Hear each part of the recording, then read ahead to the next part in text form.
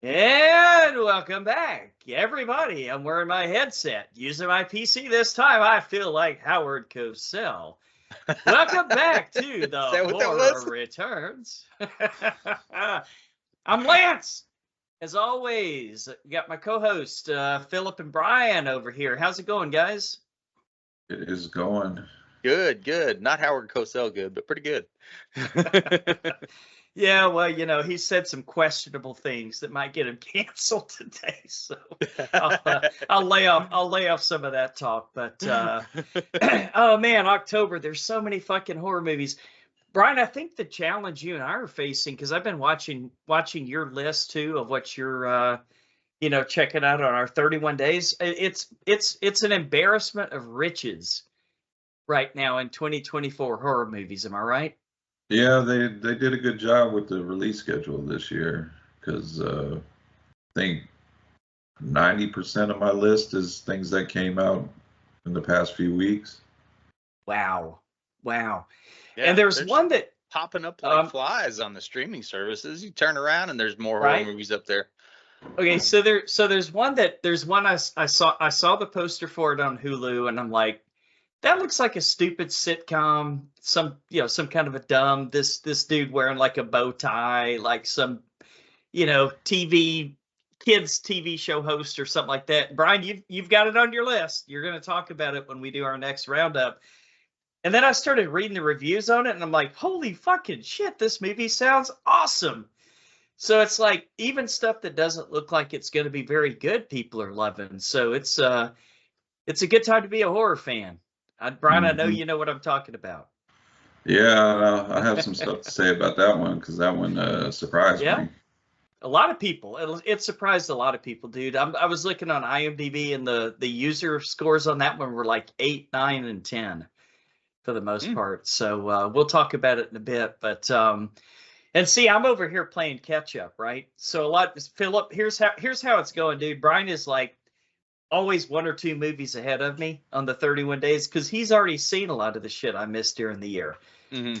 So like I'm watching a lot of stuff he's already seen. And so, we'll talk about it, but Brian's kind of like our bleeding edge dude here at the network.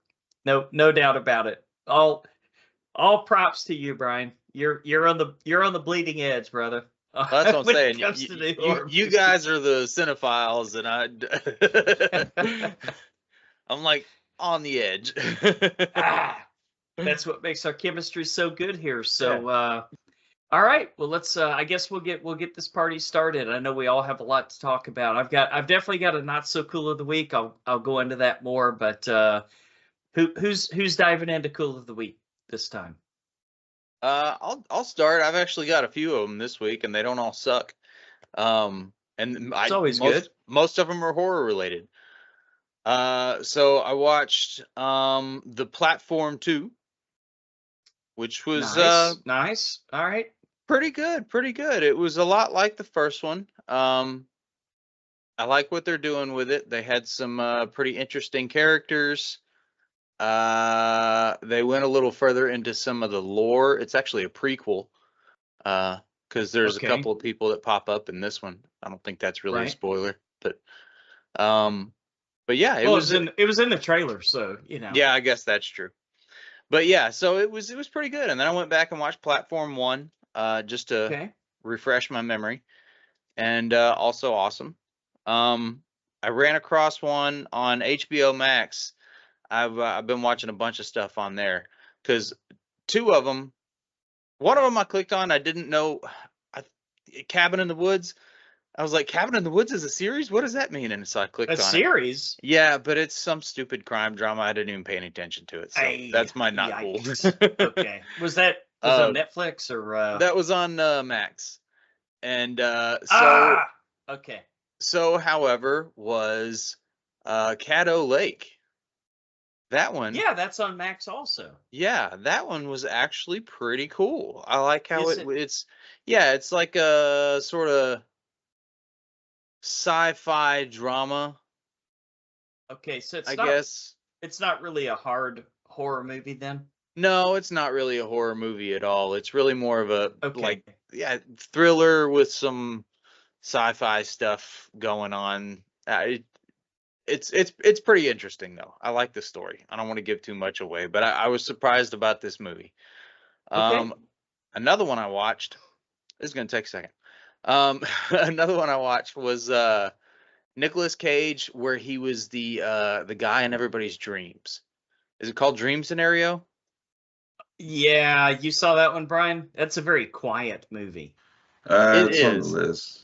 It's super. It's very quiet. It's definitely not horror or really even that super weird. But I like the vibe unless you count Nicolas Cage fucking an 18-year-old girl weird. Sort of. Okay. So the whole time I was like, dude, she's a baby. Get out of there. I know. But yeah, I actually enjoyed the movie. I thought it was. Did you? Yeah, quirky and interesting, and I like Nicolas Cage. Man. I mean, it was very. It was sort of a pig type performance from Nicolas Cage, I think. Not that he played that same character, but it sort of had that same sort of feel, like he's actually kind of shooting for something. Yeah, it's like a Being John Malkovich sort of thing, but with Nick Cage. I could see that. And I watched the one that you guys are probably going to talk about, the new VHS, Beyond. Oh, Brian, here we go, Brian. We thought of you when we talked about it. Yeah, super cool, super cool. I loved, I think all of the shorts, even the one with the dogs. I don't want to give too much away. The one that was kind of the offshoot from the rest of them. Yeah, because it didn't really have anything to do with aliens, but it was also a lot of fun. Or did it? Or Justin did it? Long and his brother directed that one. Oh, is that the one they did? Yeah, it was like Tusk a little bit. Except it was only like, 15 minutes long, so can't complain about that. But yeah, I thought all the segments were pretty great. I liked all the alien stuff, especially the one with the parachutes. I thought that was really cool. That was a pretty interesting little segment there. I really enjoyed it. The best VHS movie I've probably seen. Nice. All right, that's what I got. Brian, did Philip leave any room for you on Cool of the Week? Yes, because since of course saving the new movies for 31, I checked out a couple of episodes of 2 new series that came out. The first one is Phil, is a James Wan produced series on Peacock called Teacup. Oh yeah, I saw like a trailer for that. Yeah, interesting. I'm interested. It's piqued my interest. This family on a farm. It's not just a family. It's a collection of people that got there through certain reasons. And this guy shows up and he has spray painted a line around the entire farm, and you can't go past the line. And it shows you what happens if you go past the line. And it's pretty gruesome. Okay. And that's where it's piqued my interest. Who is this guy? Why is this happening? Is it specifically just this family and this a couple neighbors are there too? Is it them specifically, or are they just there randomly and it's got some supernatural elements? It looks like. Are they ghosts? They can't leave the area. Maybe. No. Okay. Okay. Well, we confidently, even though 2 episodes in, I don't know what's going on, but I don't think it's ghosts.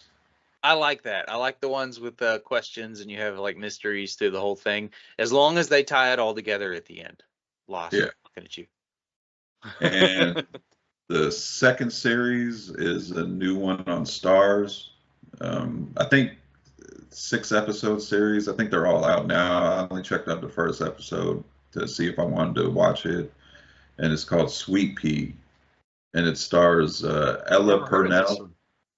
She was the main star of Fallout, the one with the big eyes. Yeah. Okay. She does have big eyes, doesn't she? Essentially, she plays a character that is a doormat. has been that way her entire life. Kind of bullied through high school by a bunch of mean girls to the point where she had to wear a wig because she was like, you know that hair pulling thing when people get anxiety. And the doormat thing kind of carried on throughout life because when it shows her at work, just kind of people just bumping into her and just not giving a fuck that they bumped into her. And she randomly thinks about killing each and every one of these people. Oh, I like the way this is going now. And throughout the first episode, you're just kind of wondering, is she going to do it? And it answers the question by the end of the first episode: is she going to do it? Sweet pea, huh? I think I've heard of that. I don't think I've heard of it. So this also piqued my interest. I loved her from Fallout, and she's pretty good in this from what I've seen off the first episode. And I don't know if I'll kill some of these people, but a lot of these people need some ass whoopings. Always good to see people like that get their comeuppance, right? Yeah. That's how you know they're the bad guy. That's all I got is a teacup and sweet pea. Okay, my not so cool of the week. We talked about it, Philip. You mentioned a couple of things you saw on it, but I'm opening up my credit card bill this month, and I'm like, what is this $182 charge from Time Warner MAX? What the fuck did I buy from Time Warner that was $182 goddamn dollars? Well, gentlemen, it's my annual Max subscription. So, Philip, we go back. You called this, what, 3, 4, 5 years ago with this CBS All Access nonsense? Yeah. I knew it was going to happen. Now everybody's doing it. I mean, but they did it so gradually that nobody noticed. I just saw what they were doing when they started it. Frog in a beaker style. All right. Yeah. My cool of the week. Let's get positive here. So Hurricane Milton was definitely not a positive for most people who lived through it. It was devastating and caused a lot of problems. So there is no way I'm going to call that my cool of the week because I'll get booted out of town on a rail. But I will say, living on the East Coast, I'm gonna throw some love to the East Coast in general. Never thought I'd say that. Lived in Texas my entire life, but being on the East Coast of Florida is pretty cool because during the regular, season and during the summer, we get like some of the biggest waves here. So you get lots of surfers out here. Like the area that we live in Melbourne is sort of like the surfing capital of the east side of the U.S. Oh. So you get a lot of a lot of Hawaiian culture here. You've got a lot of surf culture here. It's just a great place to be, dude. It's so laid back here on the East Coast in Florida. It is just really nice, down to earth people. Like everybody we've met has just been incredible. And yes, we were in the eye of Hurricane Milton, but of course it had to go over all that land to get to us. So the only thing I got to worry about is building a new fence, and I got a buddy that's going to help me do that next week. So we'll get a new fence up, and yeah, other than that, man, I'm throwing love to East Coast of Florida because it's a wonderful place to live. You guys got to come visit. Very nice being close to Mickey and all that, but even better, it's just really nice being close to the beach. Great way to live, Philip. Now I know why you and Rose have been living in Galveston as long as you have. I totally get it. Yeah.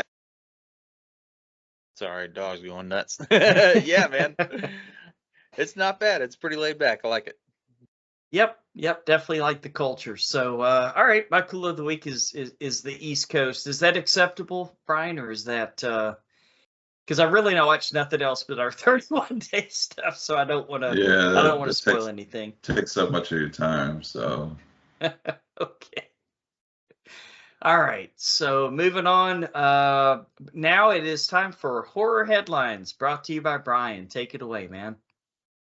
All right, start with some TV news. Goosebumps season 2 on Disney Plus gets a January 10th release date, which pisses my daughter off.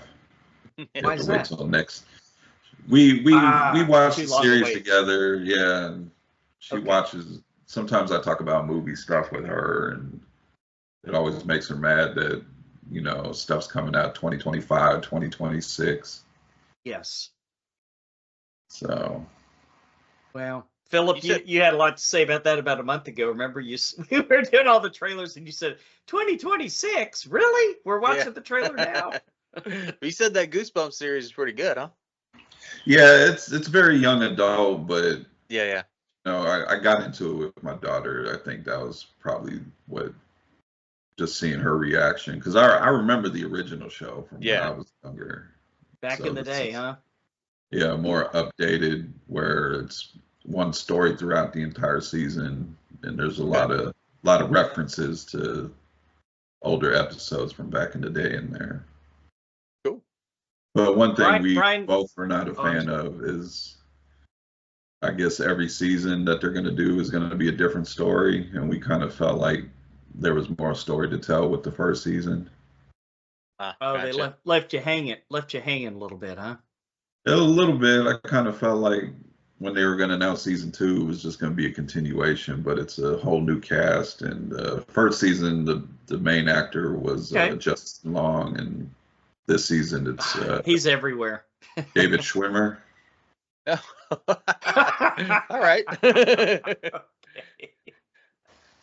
I don't understand all the hate that guy gets. I'll totally watch it. It's probably the name Schwimmer. Yeah. Brian, did you ever read the books when you were a kid? When I was younger, I didn't do a lot of reading. Okay, yeah, because I know a lot of people that was things. Smoking weed, doing things not going to name one here. Okay, that was a lot of people's gateway, though, right, into horror, like the Goosebumps books. And then there was some writer. Who was wasn't there a writer named, was it Christopher Pike, just like the Star Trek character or something like that wrote like kids horror books? I don't know, but I know it was mainly the Goosebumps books. The closest to horror books I got as a young kid was the Scary Stories to Tell in the Dark. Those were huge too. Yeah, I had those when I was real little, and or the first one at least when I was real little, and just the pictures in them are terrifying. Yeah, it'll keep you awake at night. Yeah. All right, Lance, I have some questions about this next one.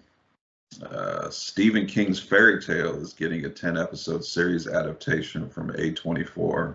What is Fairy Tale?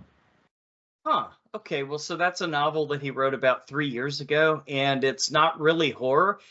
I mean, like everything he writes, it's got some horror elements in it, but it's basically about like a modern day person who kind of discovers this, they can open up a doorway and go down these stairs, and they end up like in an alternate, like a fantasy type. It's more of a fantasy book, I would say. So they end up in like a fantasy land. Like Beetlejuice? Sounds like Narnia. Somewhat. Like exactly. More Narnia than Beetlejuice, I think, because it's not really like a afterworld or a after death type thing. But there is, of course, a villain. There has to be a villain, right? But you know what? It wasn't one of my favorite books, guys, because the villain was dispatched fairly easily in the book. And I hope maybe the villain's more menacing if they're going to stretch it out over 10 episodes, or maybe they'll introduce new villains. But, it was just kind of Stephen King scratching his J.R.R. Tolkien itch, I guess, kind of like high fantasy, but written by a horror writer, if you can imagine that. So 10 episodes, probably be a good series. I still want to see the Dark Tower, though. That's my bucket list thing before I die. I want to see somebody do a good Dark Tower series and not that shit movie that we got, right? Yeah, that's pretty bad. Yeah. All right. I think it was last week, we talked about Micah Monroe starring in the Hand That Rocks the Cradle remake. We did. Oh, yeah. Mary Elizabeth Winstead will star alongside her. So who's the villain out of those two? Who's Mary Elizabeth Winstead? Scott Pilgrim. I'm 99.9% sure because they announced Micah Monroe first, and I'm not trying to make generalizations here, but I'm saying that Rebecca De Mornay was definitely very blonde, right? So if they go for lowest common denominator, they would pick the blonde to play the blonde, right? So I'm thinking Mike is going to be the bad guy. I may be wrong. Maybe they'll twist it. Is one of M. Night's many offspring going to be directing or writing this? I think Micah Monroe is going to be the De Mornay part. She's the hand. She's tiny though. She's a tiny person. So is Rebecca De Mornay. I mean. Yeah, but Rebecca De Mornay had this sinister sexiness to her. Well, look. If Longlegs, and say of it what you will, because half our listeners loved it, half our listeners obviously hated it, right, from our comments we get. But say what you will about Longlegs, but she acted her ass off in that. So if she could pull that role off, why can't she be a villain? That was more of a kind of demure role for her, not somebody that's gonna destroy a family and take their child for themselves. I can see that in her face, though. She can pull that off. I think so. I vote it's going to be her. Philip votes it's going to be her. What are you thinking, Brian? I'll go Mary Elizabeth Winstead. All right. Because she looks like she would be the mom. Mary Elizabeth Winstead. She's very momish. Like. Yeah, she's very momish. If that's a word. Well, we have some time because, from what I understand, they're still doing casting. So. Okay. Maybe they'll do a real twist, and the baby will be like a demon baby that's controlling all of them. Never know. All these demon babies. The Conjuring: Last Rites has officially begun filming, and James Wan took to social media to confirm this will be the last time we get a Conjuring movie. He didn't say until the next time. No, he didn't say the Conjuring universe was done. He said the Conjuring film series. Dancing around his words, Philip. As in, he doesn't want to direct any more of them, I think is what it's. Oh, he's not directing this one. Oh, he's not directing this one. I don't know. Why is he even talking about it? Why would you think that, Philip? It's through his company, which has a deal through Warner, because he signed. Wow. What is his company? Atomic Monster. He signed a production deal through Warner. If it's Warner, I won't be watching it because I shall be canceling my Max subscription when this year's over. Fuck you for your $182 bill. I kind of feel like that's your fault because I get a notification when they up the price. Dude, I delete those. I get notifications. Your price is changing. I delete it. I delete it. I guess that is on me, huh? That is on me. Okay. Whoops. But if you didn't have Max, call myself out, Philip. You didn't have Max, you would have seen Salem's Lot, and you enjoyed that a whole bunch. Oh, a whole lot. Yeah, top 10 for sure. Oh wow. Did you check it out yet, Phil? Yeah. I actually really enjoyed the new one. Yeah. Mm-hmm. Yeah. Me too, man. Me too. All right. God damn it. Get off my lawn, you kids. You're gonna make my Max again. The film adaptation of the video game Until Dawn gets an April 25th, 2025 release date. What is that one about? Hit horror video game. I've never played it. My daughter just recently got a PS5, so I think we're gonna attempt to play it. Yeah. All right, okay. I think there's more than one game, so. I didn't know if it was like Monsters or. Monsters Inc. The game. I think demons and stuff like that. Demons. Okay, that makes sense. I'll watch that. It is directed by David F. Sandberg, who directed Lights Out. Yeah. Got some cred. All right. Big news for us here at the Horror Returns, because we are fans of Samara Weaving, officially returning for Ready or Not 2. Okay. But just as good, Radio Silence, who directed the first one, is also officially returning. Okay. That's good news. That's good news. We're all on board. I know. I wonder where they're going to go with it. You got to do a continuation. Where do you go from that? Well, because I kind of want to know a little more about the history of the family now. Yeah, I mean, you could go off of, because she's seen, I forgot the name of the demon that pops up at the end for a quick second and kind of does like a little hat tilt to her. Oh, yeah. Right. Is that passing something on to her, or? Oh. That was the first thing I thought when you said there was going to be another movie. I got to be honest with you. That was the first thought that crossed my mind. Is she going to be the villain this time? Does she inherit the empire? Because she technically is the last family member. Oh. Maybe. This movie's all about the lawsuit, trying to get the money. Yeah. Courtroom drama. Yeah. Oh no! Like the Joker. Never saw it coming. Which, I heard that one with music. Is it going to be a musical, Brian? Is it going to be a musical? I hope not. Which I heard the Joker 2 will be on digital by the end of the month. I'm surprised it's not already on Tubi. But you recommended it. You and Nez recommended it last week. It was a fucking stinkeroo at the box office. Yeah. Well, I heard stories about like people walking out of the theater and shit. I saw a couple, I think, walk out, man. Or they wanted to. Man, there were some uncomfortable looks at the end of that movie. Let me tell you. I also heard stories about people walking out of Terrifier 3, and we'll talk about that because. Okay. Well, that I understand. We'll that might be a good thing. All right, that's the news. All right, so it is now time to go on down to the trailer park, and Brian is going to bring us the big, the small, and sometimes the very, very weird. What's our first one tonight, man? Shudder's new series, The Creep Tapes, continuation from the Creep film series starring Mark Duplass, written and directed by Patrick Bryce and Mark Duplass. You guys fan of the Creep movies or Creep?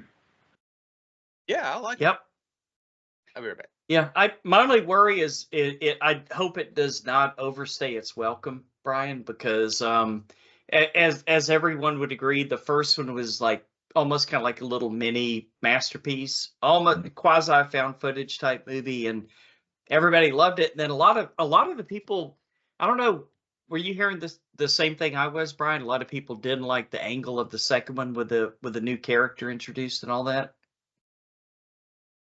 I mean, I heard some things, but not that bad. I mean, yeah, I mean, if it's spoiler alert, he killed the person in the first movie, so he's got to have a new victim. Well, look, if it's done well, it's gonna be a fun watch, and it looks like it's only gonna be 6 episodes, so as long as it doesn't overstay its welcome, right, Philip? Well, yeah, but I was kind of thinking the whole episodic thing, each episode is a tape. We talked about that. It seems like the perfect way to do it. Yeah, he has a whole fucking shelf of tapes. They could just keep on going with this thing. With more to come. If they succeeds, yeah. I mean, I don't know. Maybe it'll get old, but as long as they keep it kind of fresh and he's doing different things. I think it relies all on Mark Duplass's performance. Yeah, sure. Is he going to draw us in every episode, or by episode 4 or 5, are we going to be kind of tired of it? Right. That's what I was concerned about. But I'm in.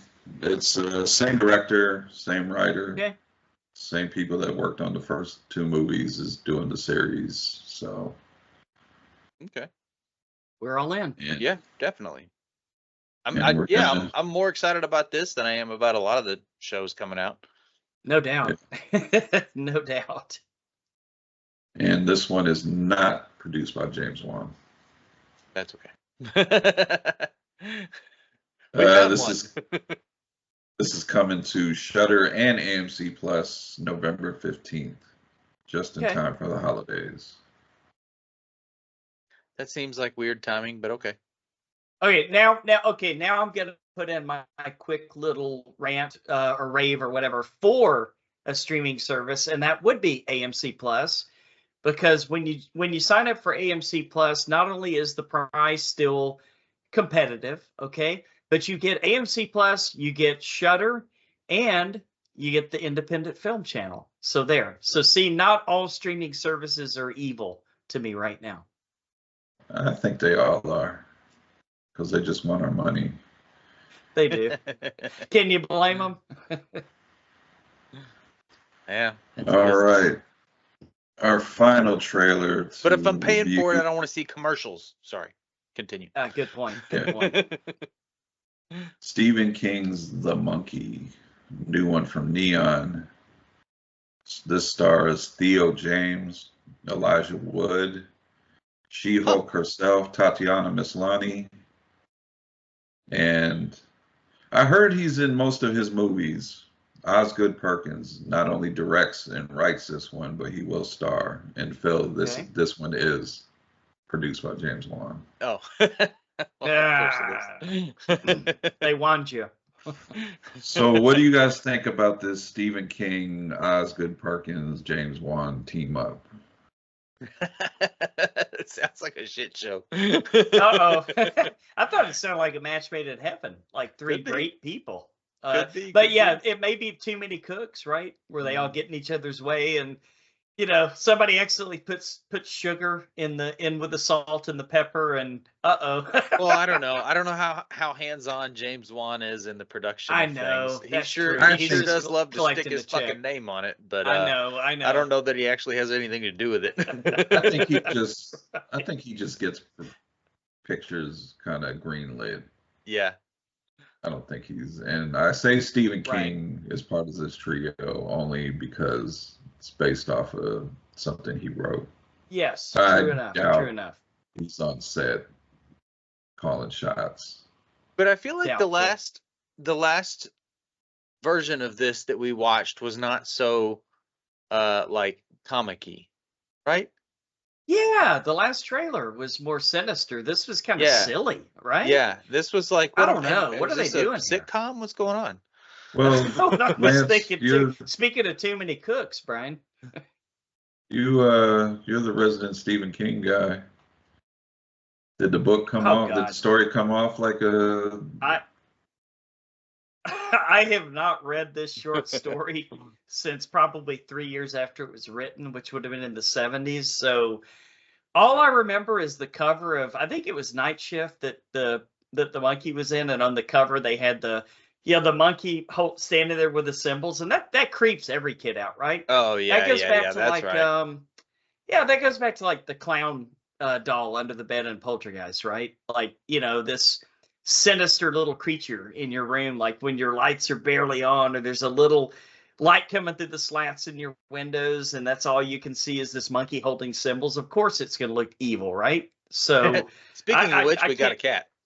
Anyway, there you go, man. You'll have fun with that. Good. Have fun cleaning the litter box, dude. That's why I told AJ no cats. You have all the dogs you want. I am not cleaning a fucking litter box, man. I've been there, done that. But I didn't mean to be love real. Cats. It was just a joke. I love cats. No, I love cats. I just don't. I can't do it, man. We did have one cat one time, Boots. He would go out and like potty in the yard. And I was like, yes, awesome. That was our favorite cat ever. But anyway, we're talking about a monkey. We're talking about a monkey, not a cat. I'm still looking forward to it with the names involved. Does it, why not? Pique your interest more that this is through Neon and what they've given us the past couple of years? Yes. Because I honestly, I think they surpassed A24 in the past couple of years. Yeah, probably, because A24 is coming out with some off-the-wall shit. Yeah, I know. Lots of weird, like, comedies and Marcel the Shell and that kind of weird shit, right? But You Neon watched does that? a little bit of that too. Nope, didn't watch it. Neither did I. I'm not Which gonna one? watch that. Marcel the Shell, a little No. animated movie. Oh no, I don't know.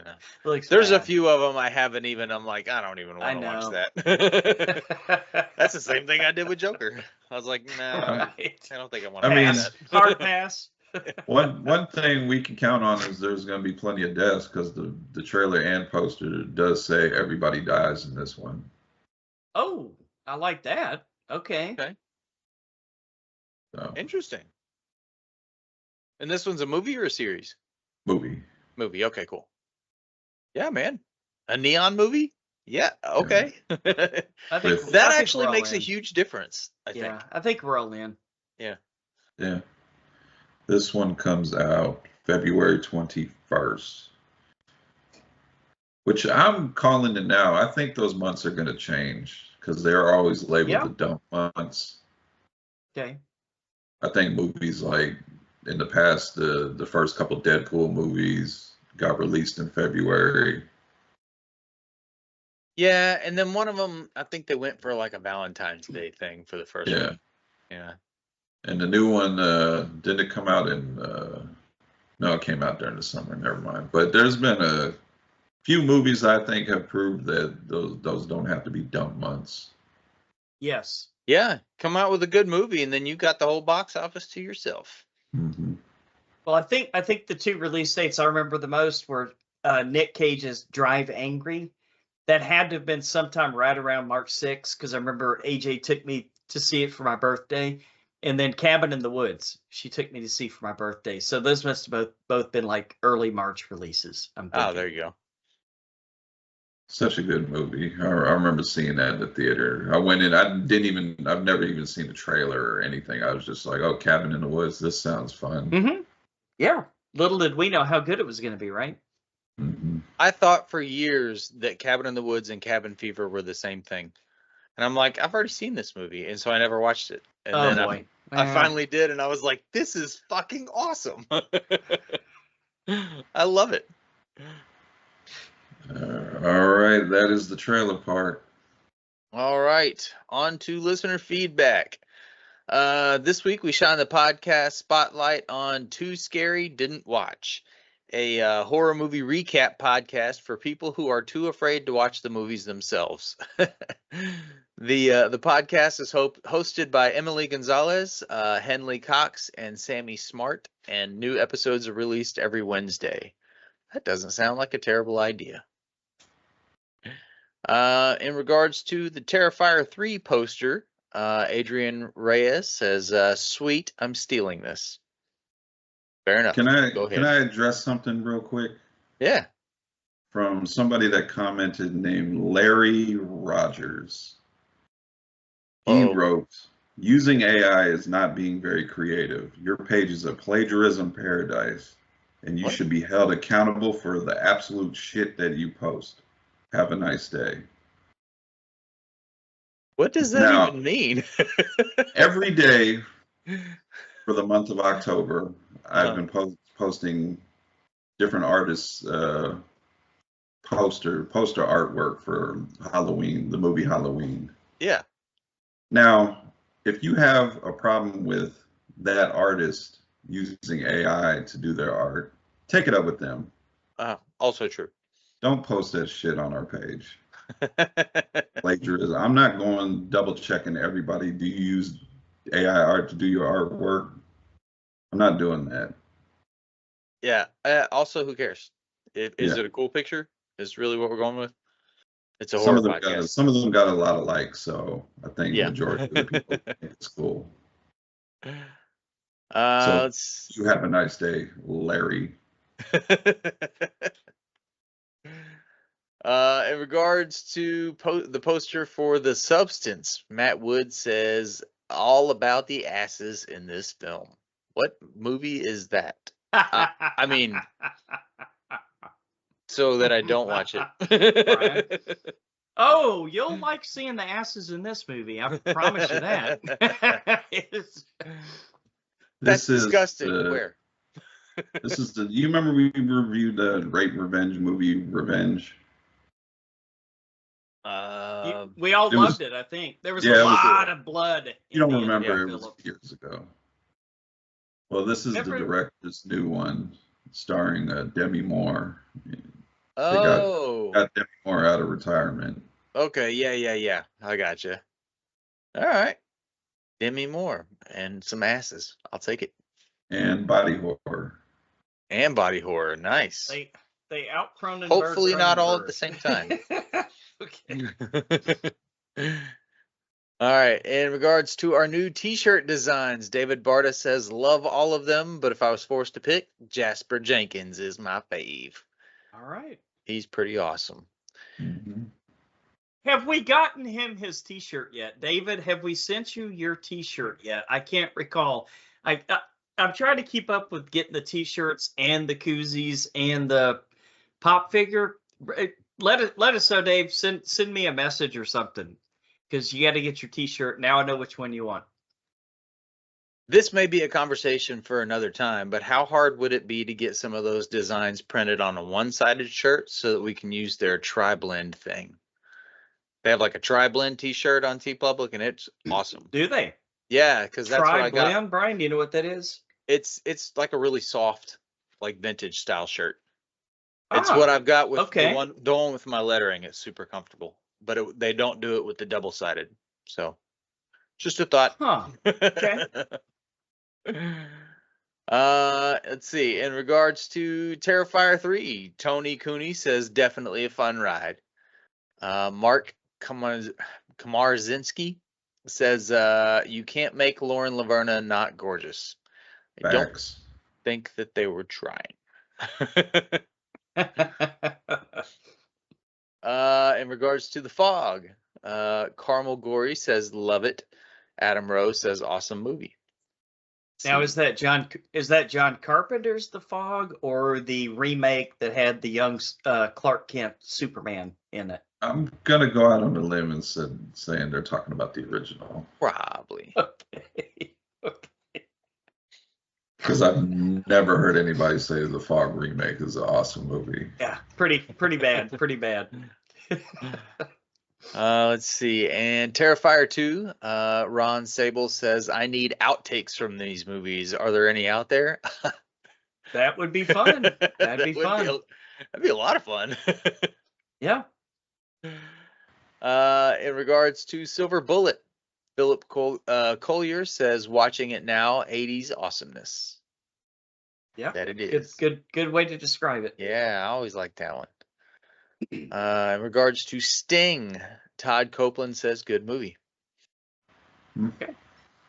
Not Stuart Copeland, right? If we're talking members of the police. And I think so. I forgot to write it down. Somebody said, it's his brother. Sting, wow, what a what a funny way of doing a music biography or something. Never mind. It was funny at the time when I read it. Go onto our Facebook page, folks, and you can see all the comments that we forget to write down and reread on the air. There's always that one Larry.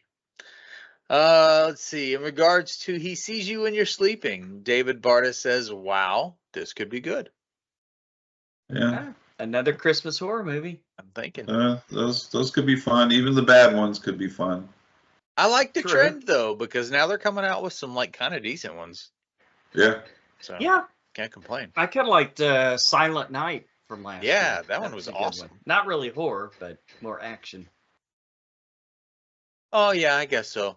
But it still was awesome. All right. That's it for feedback.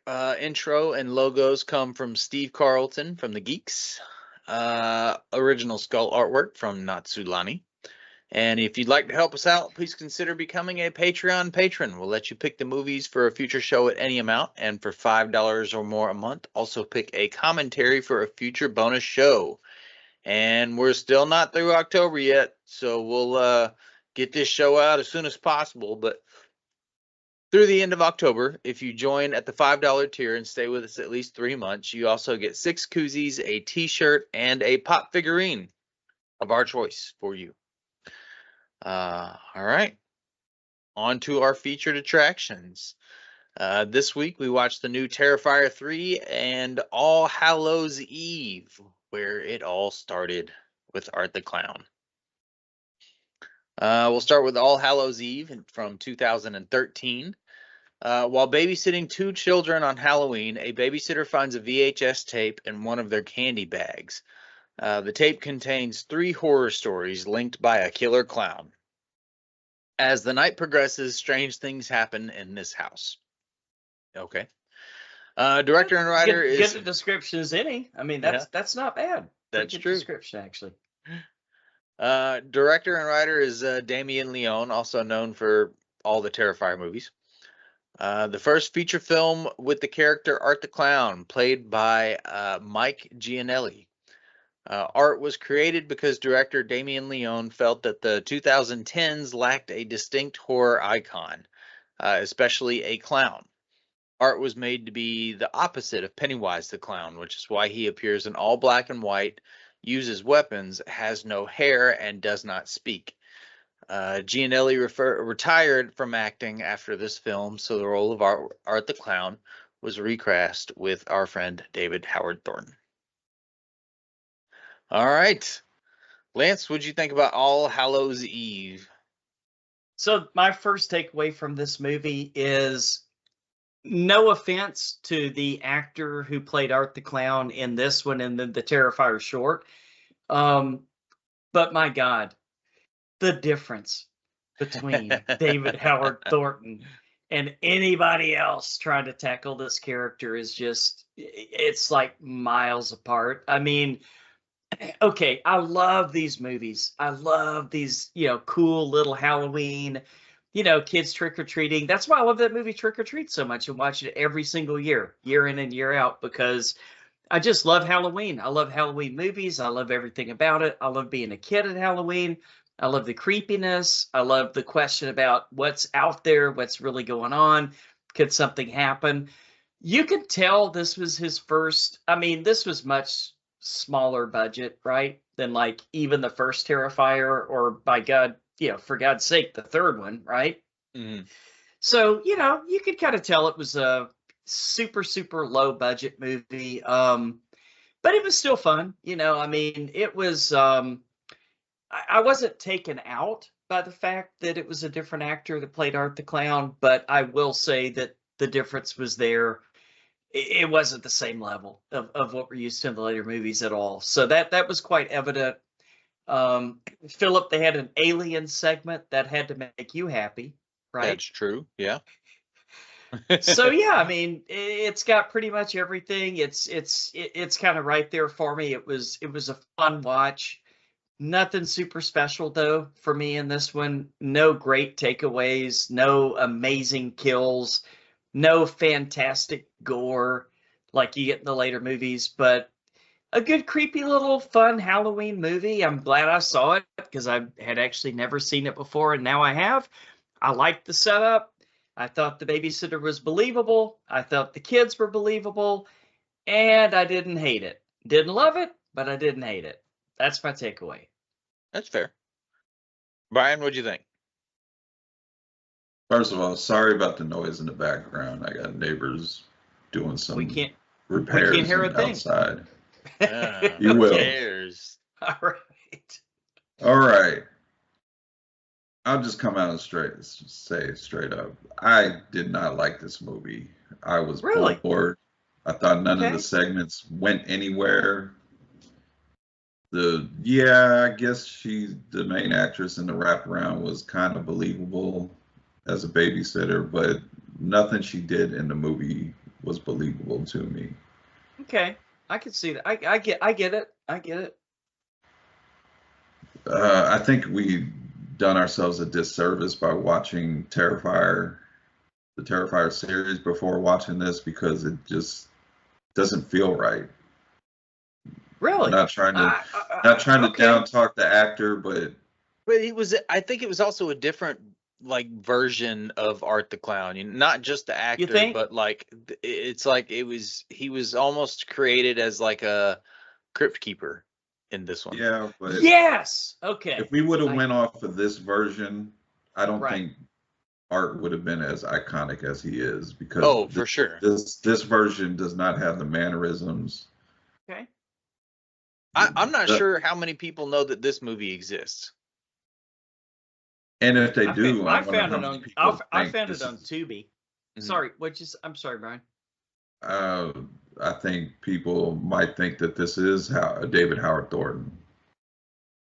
I didn't realize it wasn't until I read the trivia. Really? But if you didn't know, you can it was very obvious to me. Yeah, I wasn't looking very for it. obvious. You can absolutely tell this is not David Howard Thornton. He doesn't have the mannerisms, the facial expressions, just the way he moves, the comedic timing. Yeah, just all of it. I'm really trying not to bash this movie, but I was bored with every single segment. I thought the alien one was the worst one. I know they were going. Okay, what happened in the alien one? I watched a lot of movies this week. Just the alien creeping into a house, right? Yeah, she was in a house. She heard something. She ran out the house. Couldn't get the car started. For some reason, went back into the house where she thought she was in danger originally, and the alien tried to right. Okay. Yeah, I forgot about that one. And that's pretty much it. If Philip forgot about an alien segment, this is not a good start to what his review's going to be. Well, I feel this is like the second time I've tried to watch this movie, because when we first started doing the Terrifier stuff, I was like, oh, well, where did this character start? And so I looked it up and I went back and watched this one, and like got distracted and didn't pay attention to it at all the first time. And I was like, okay, well, great. This is another opportunity to watch it. And I did the exact same thing. So, okay.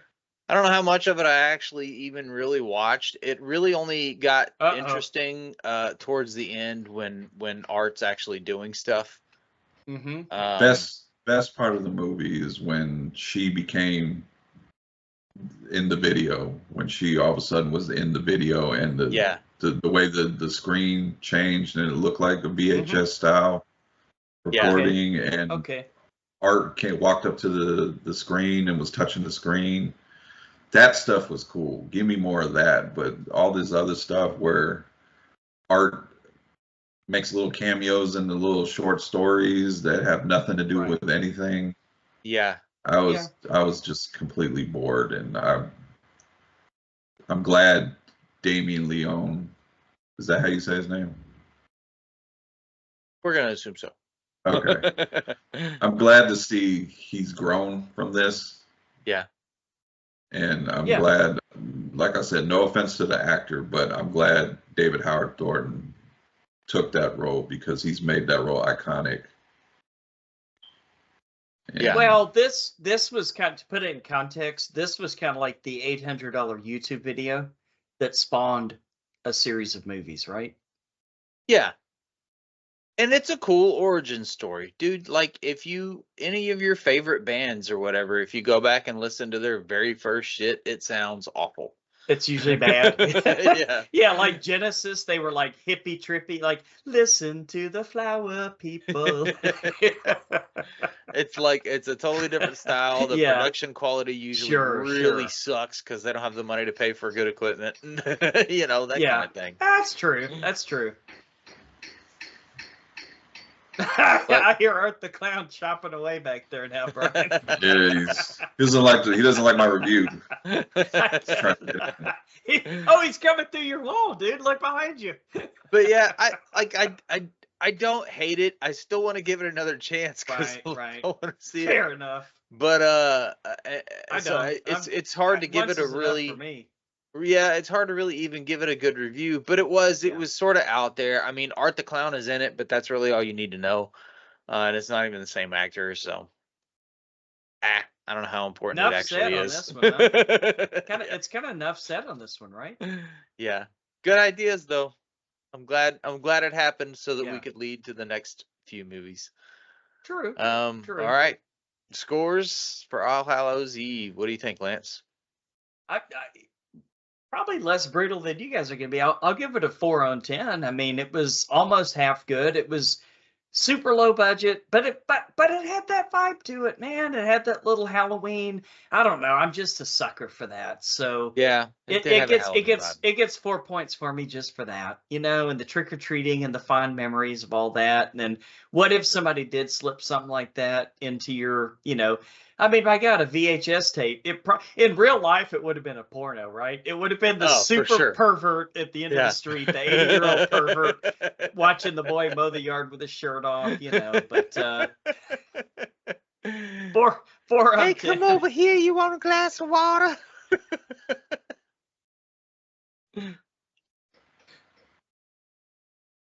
All right, 4 on 10. Brian, what do you think? I'll give it a 2. Ooh, ouch. I give it 1 point because it gave us Art the Clown.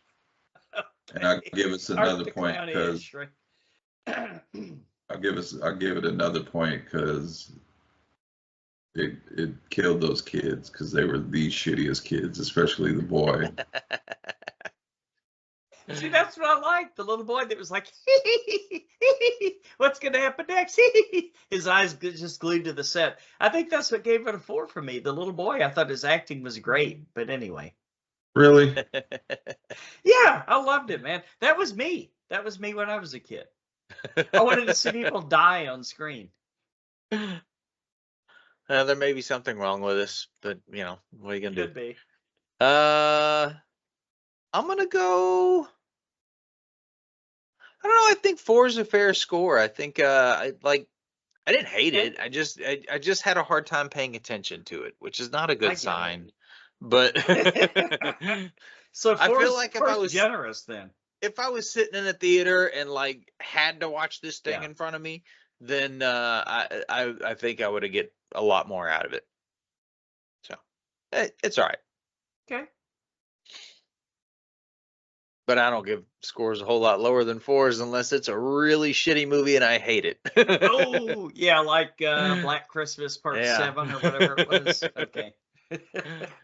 All right. On Jennifer's Body. Not Jennifer's Body. What was that one we saw? To Jennifer. Oh, man.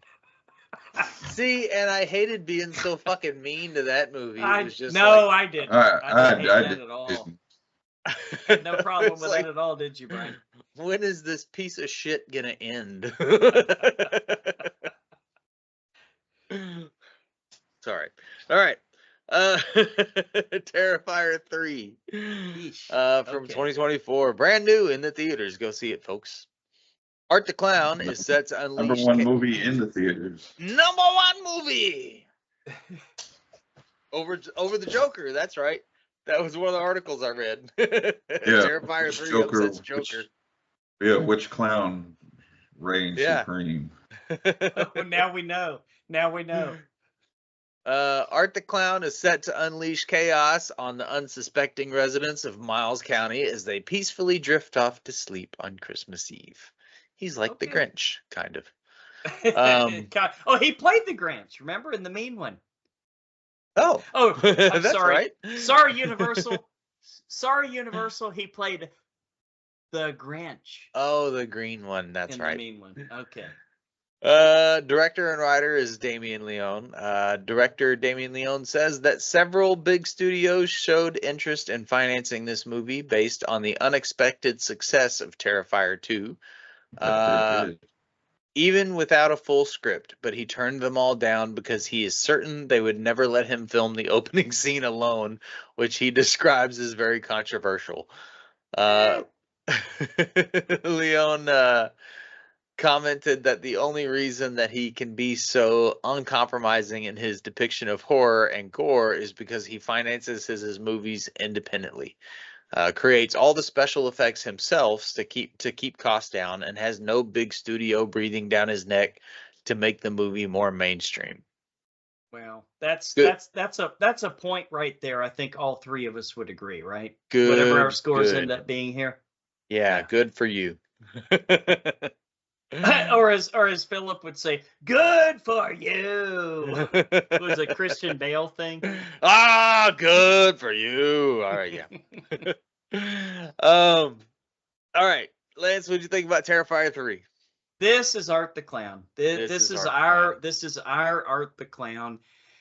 Oh man, I went into this really wanting to love it, and I was like, okay, I was a little thrown off. Why are we doing a Christmas movie in October? But I get it. You know, it's Halloween season. It's the right time of year, whatever. And you got a lot of great cameos in here. I'm sure we're going to get into some of those later, including actors that have been in several other Christmas slasher movies, which is kind of fun. And Art the Clown, as always, finds incredibly creative ways to kill people, which I love. It is very, very creative, Art, the way that you kill people. I mean, my God.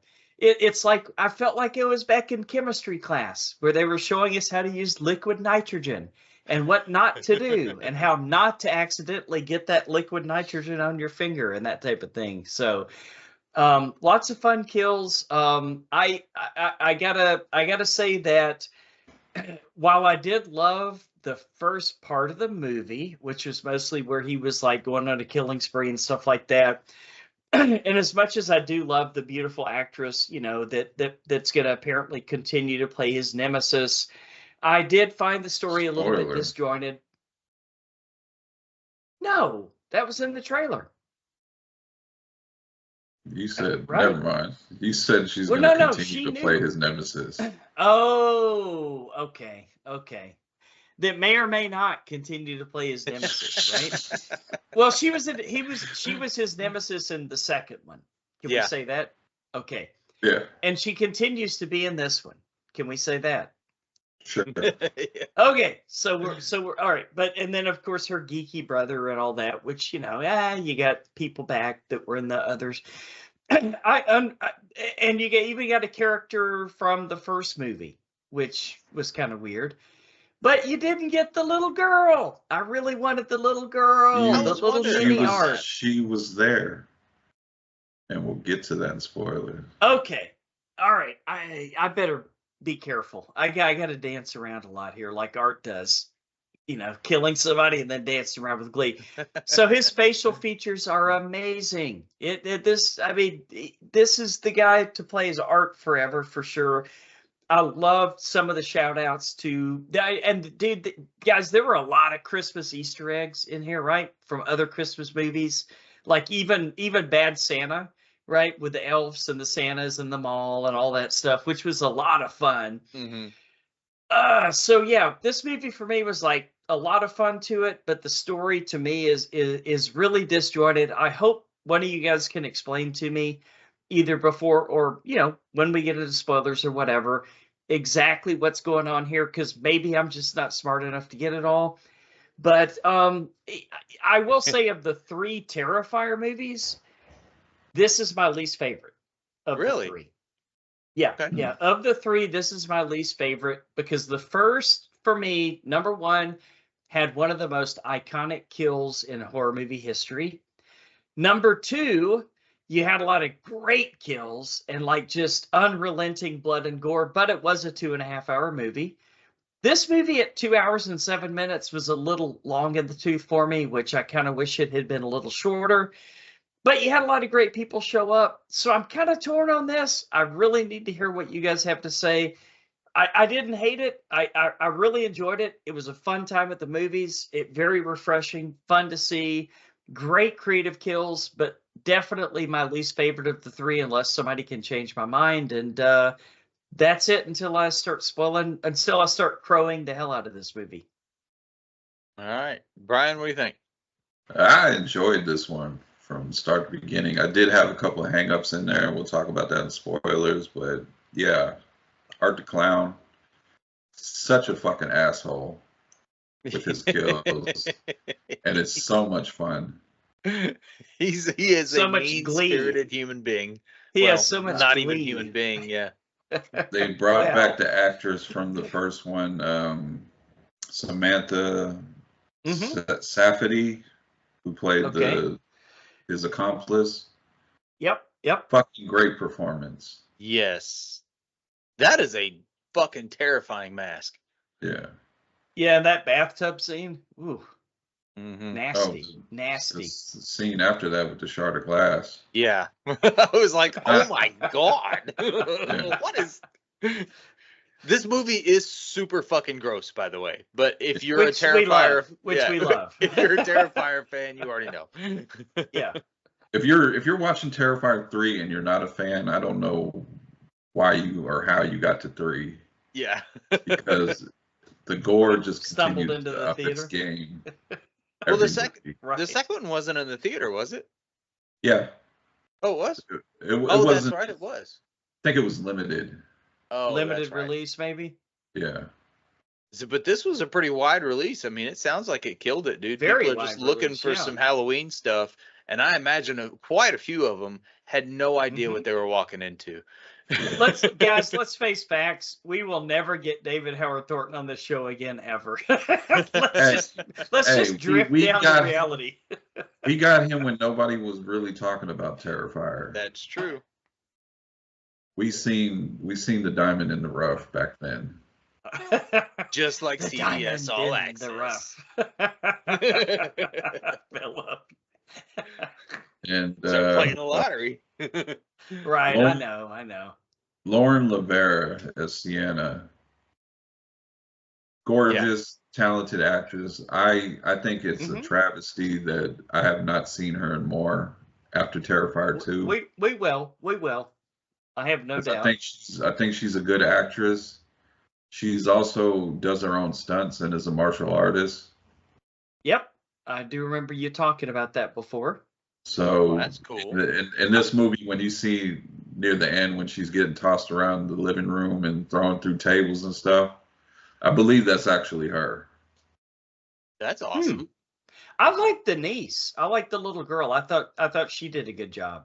Actually, she probably would have been better in All Hallows Eve, right? As one of those kids, more believable than the two that we got, right? We're done talking about that movie. Okay. But I thought the kills were phenomenal. I was worried because he was kind of handing it over to an effects company for this third movie. Okay. But once I found out he was kind of overseeing it with the effects company, it kind of made it a little bit easier. Okay. And I thought they did a phenomenal job on the effects. They were gory. They were brutal. Yeah. They were fucking mean-spirited. Yeah. And without trying to get into spoilers, I just had a great time with this movie. All right. Yeah, I kind of felt the same way. This one might be my favorite. I mean, nice. I'm glad to hear that. The first one's pretty raw. I don't really remember a lot from it. I need to go back and rewatch that one, which I'm probably going to do after this show. Dude, the scene in the pizza restaurant, where he's sitting down and watching her and staring at her, and that's my favorite. The first is still my favorite of the three. I mean, you're really not coming to these movies for a whole lot of story. It's mostly about the super creative, really gory kills, and they deliver on that a lot. And I think they do a great job of it. I think one of the questions as soon as spoilers start is going to have to be favorite kill, and because they do so many different things that are all so super fucking gross. Like, you said people were walking out of the theater in this one? Because of the opening scene. Because of the opening scene. Which is supposed to be controversial. Oh. I think because of the... We'll get to it. Spoilers, I think because of the children involved. I know, but we've seen that before. But that's what I'm saying. Okay. If you...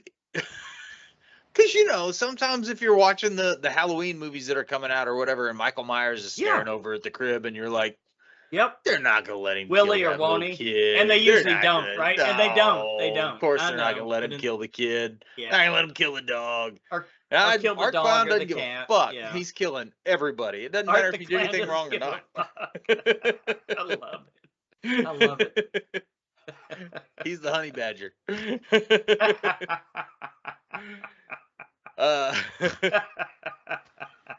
But yeah, man, I really enjoyed this one. Art Pound is great. His little sidekick chick, which I have questions about. I guess we'll get into that in spoilers. Because I can't really remember a lot of these movies, man. Especially Really? these in particular, I had a hard time paying attention because it's really just like, you know, gore porn. And and so I haven't always really paid attention to the story, but I think I want to go back through and watch them all from the beginning so that I can hang on to the story, with the exception of All Hallows Eve, because it doesn't matter. You're not gonna watch All Hallows Eve too?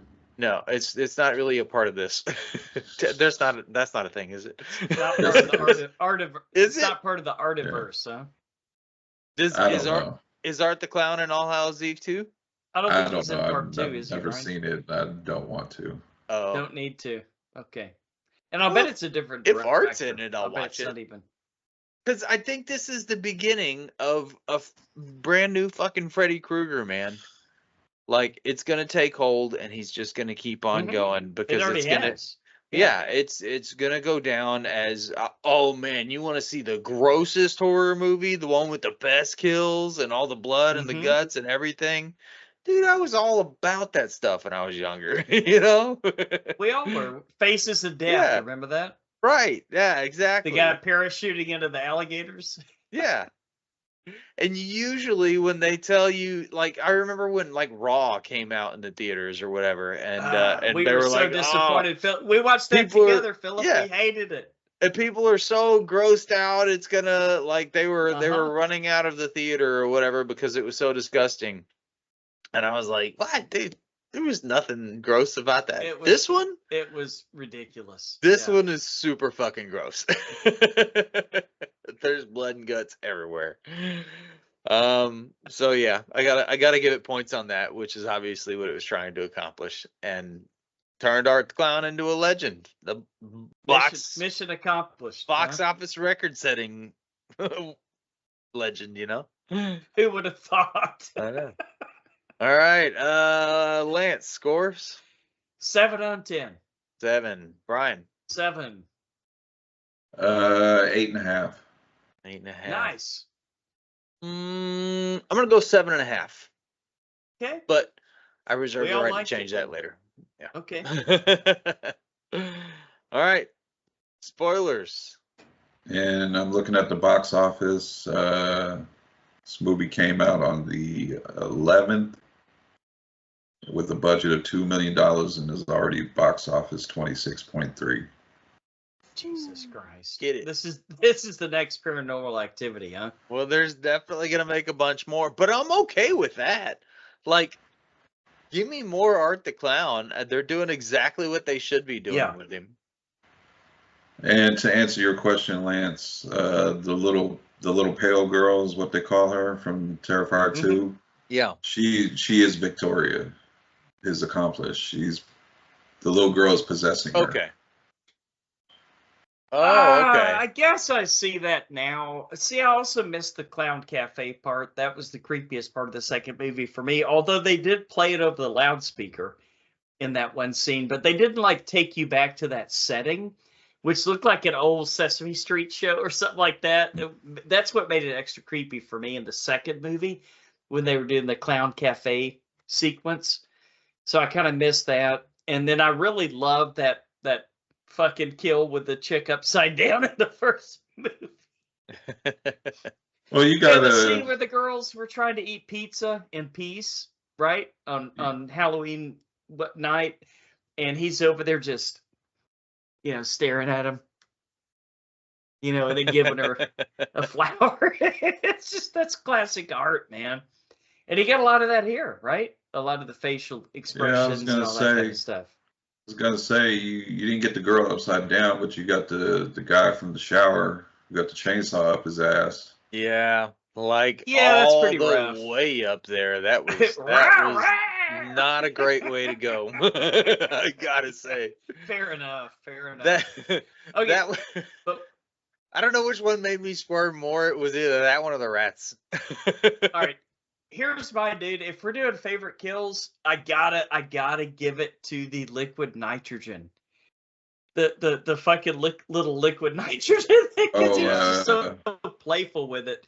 And seeing Clint Howard, holy shit, movie legend, right? Yeah, and Daniel Roebuck was Santa Claus. Is that who that was? Yeah. I knew I recognized him. He's aged a little bit, but so have we, right? Yeah.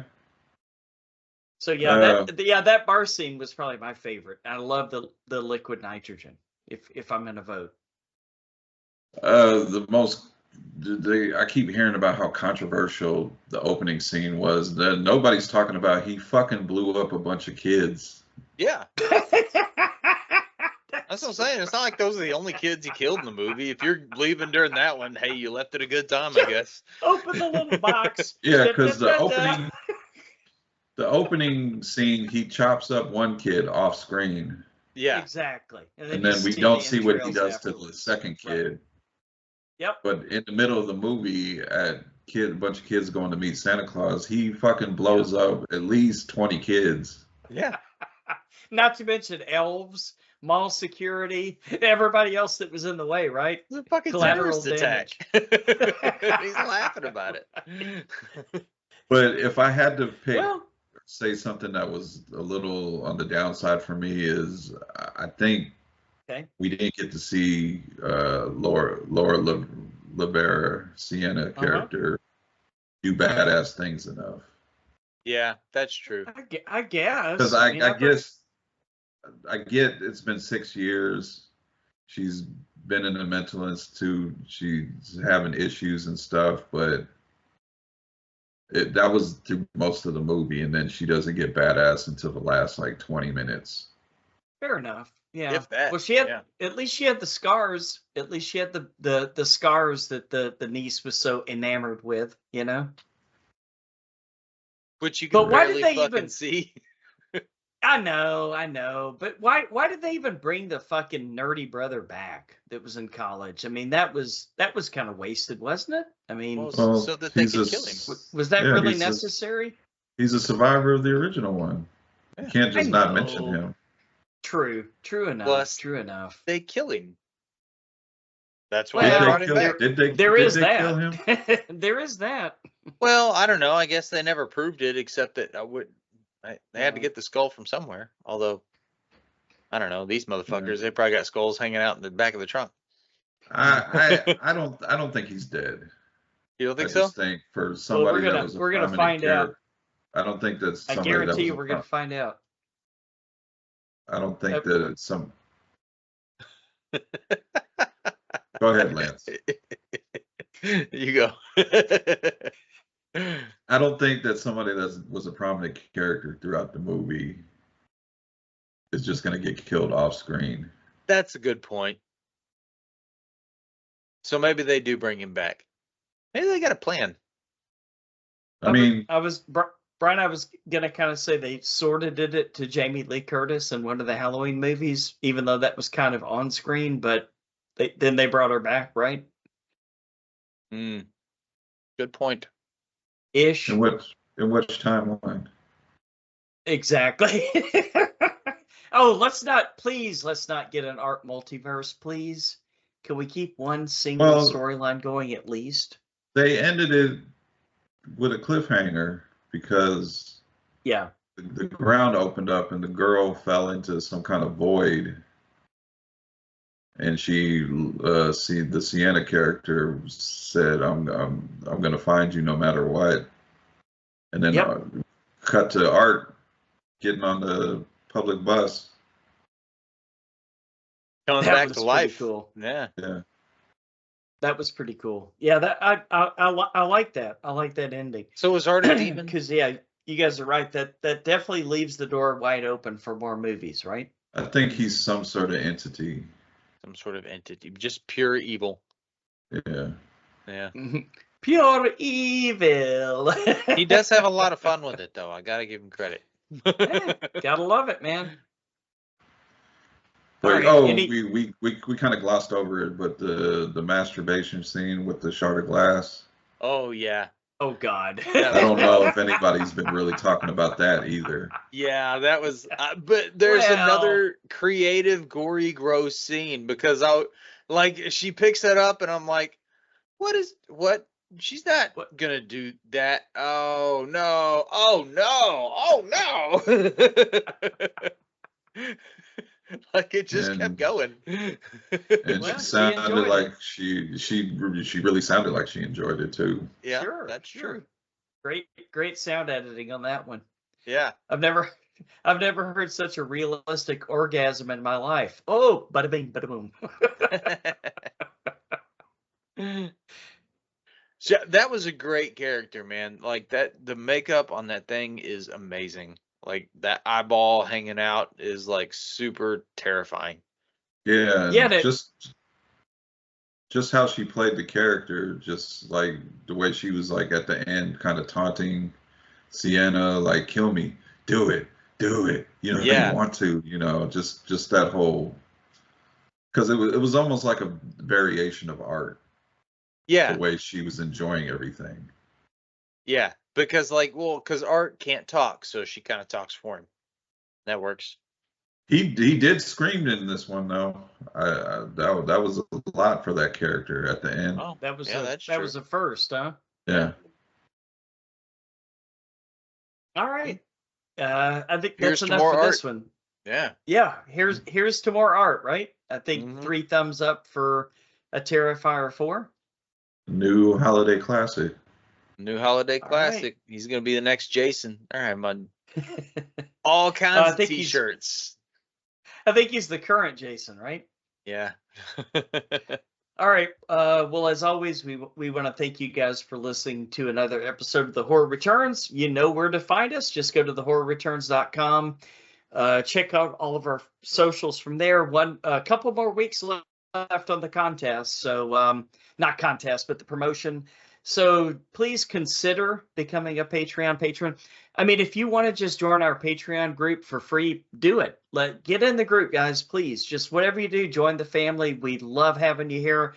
We love you guys listening. We love to interact with you. And we swear, we are definitely going to do more Patreon stuff. It may not be this week. It may not be next week. But once we get Halloween over with, we're going to go back and we probably are not. I'm going to be honest with you guys. We're not going to find those lost episodes of Tales from the Crypt, are we, Brian? Those are gone to the sands of time. I wouldn't even know where to look.